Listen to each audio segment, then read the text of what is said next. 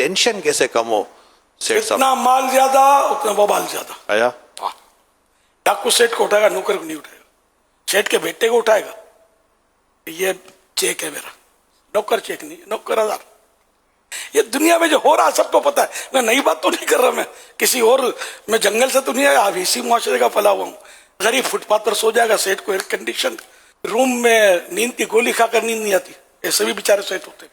Tension tension tension, یہ بیماری, دل کا پرابلم, فلاں کا پرابلم.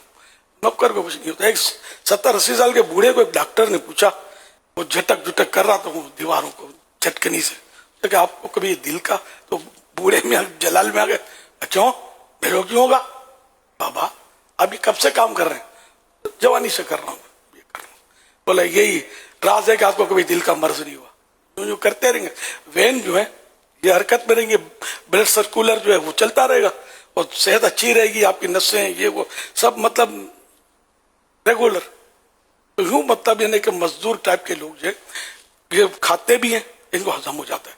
اب ہمارے سیٹ کھائیں گے پراٹھا, ملائی, انڈا ناشتے میں, اس کے بغیر چلتا نہیں. پیسہ زیادہ ہے تو جیم جیلی یہ سب غریب کو ملتا نہیں, بغیر چاہتا ہے یہ بھی کھائے, ان تو بعض اوقات اس کو میسر نہیں آتا.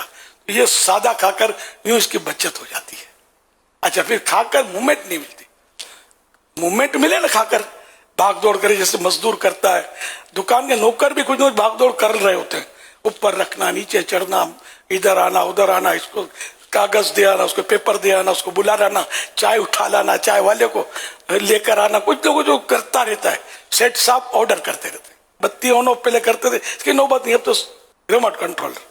اس نے تھوڑی بہت بھی جو حرکت میں برکت تھی وہ لے لی واپس ہمارے وہ ریموٹ کنٹرولر نے. یہی ہو رہا ہے نا. تو بہرحال یہ چوٹ کرنے والی باتیں ہیں کہ مطلب ہم کو اپنی صحت کا خیال رکھنا چاہیے, مگر اس میں نیت یہ ہو کہ ہم اللہ کی عبادت اسی طرح کریں, اللہ کے راہ میں بھاگ دوڑ کر سکیں. اور حرص نہیں ہونی چاہیے. حرص جو ہے وہ دل کو تباہ کر دیتی ہے.